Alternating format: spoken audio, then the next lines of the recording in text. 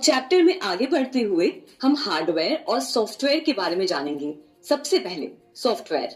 आपने सॉफ्टवेयर नाम कई बार सुना होगा, टीवी पर या किसी के मुंह से या कहीं तो पढ़ा होगा। अब ये जान लीजिए कि सॉफ्टवेयर एक कंप्यूटर का इतना इम्पोर्टेंट हिस्सा है कि उसके बिना आप कंप्यूटर यूज ही नहीं कर सकते। तो चलिए जानते हैं कि सॉफ्टवेयर आखिर करता क्या है और वो क्यों इतना इम्पोर्टेंट है।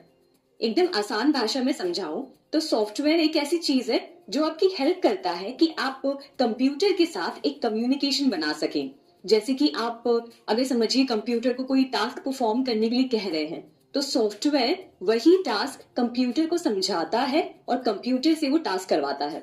जैसे मान लीजिए आपको कोई न्यू रेसिपी बनानी है, तो आप क्या करते हैं, एक रेसिपी बुक खोलते हैं और उसमें सारे इंस्ट्रक्शंस पढ़ते हैं, राइट, कि कैसे वो खाना बनाना है। वैसे ही सॉफ्टवेयर में कंप्यूटर को चलाने के सारे इंस्ट्रक्शंस फीड किए होते हैं।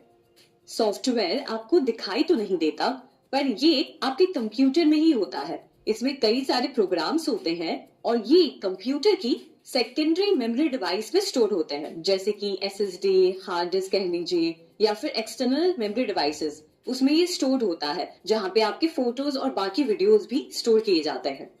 अब हर एक सॉफ्टवेयर में कई सारे प्रोग्राम्स होते हैं। अब ये समझिए कि हर एक प्रोग्राम किसी एक स्पेसिफिक टास्क के लिए लिखा जाता है और ये प्रोग्राम्स बहुत सारे लैंग्वेजेस, अलग अलग तरह के लैंग्वेजेस में लिखे जाते हैं, जैसे कि C++, पाइथन, जावा, ये सब लैंग्वेजेस होते हैं। और ये सारे लैंग्वेजेस जैसे कि C++, जावा, पाइथन, इन सब के अपने रूल्स होते हैं, अपने खुद सिंटेक्स होते हैं, जिसको फॉलो करके ये प्रोग्राम्स लिखे जाते हैं।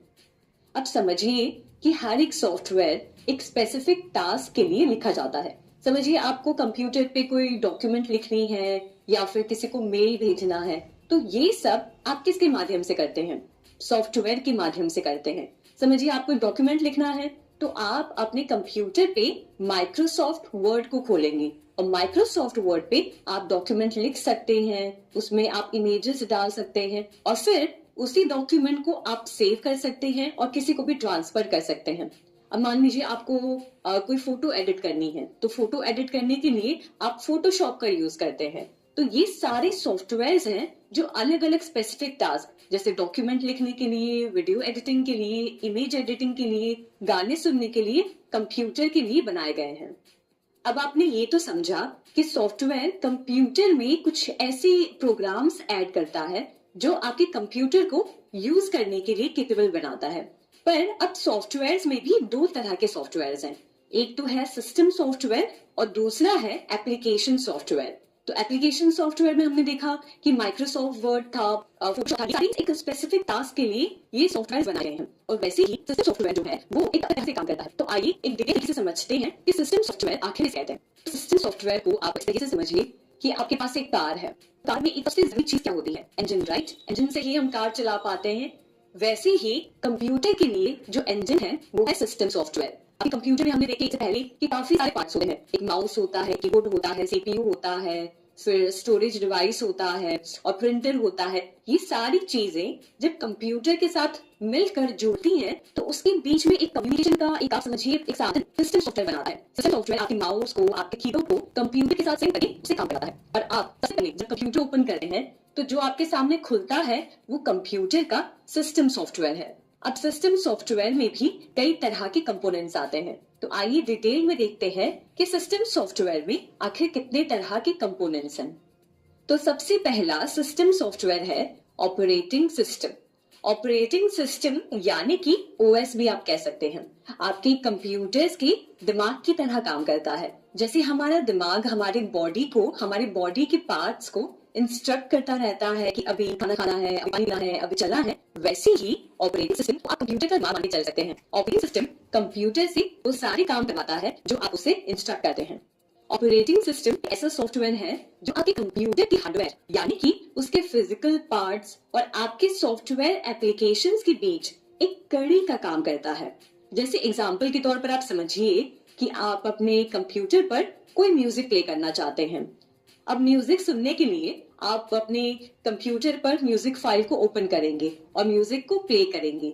ये सारे इंस्ट्रक्शंस ऑपरेटिंग सिस्टम के जरिए कंप्यूटर तक पहुंचता है, जिससे कंप्यूटर अपने स्पीकर से आपके लिए म्यूजिक प्ले करता है। जब आप कोई डॉक्यूमेंट लिखते हैं या इंटरनेट पर कोई रिसर्च करते हैं या गेम खेलते हैं, ये सब ऑपरेटिंग सिस्टम की मदद से आप कर पाते हैं। ओएस आपकी कमांड्स को समझता है, आपने उसे जो भी इंस्ट्रक्शन दिए हैं, और वो हार्डवेयर तक पहुंचाता है ताकि हार्डवेयर उस काम को कर सके। अब इस चीज में हार्डवेयर क्या था? जब हमने म्यूजिक सुना तो हमारा जो स्पीकर था वो एक तरह से हार्डवेयर था।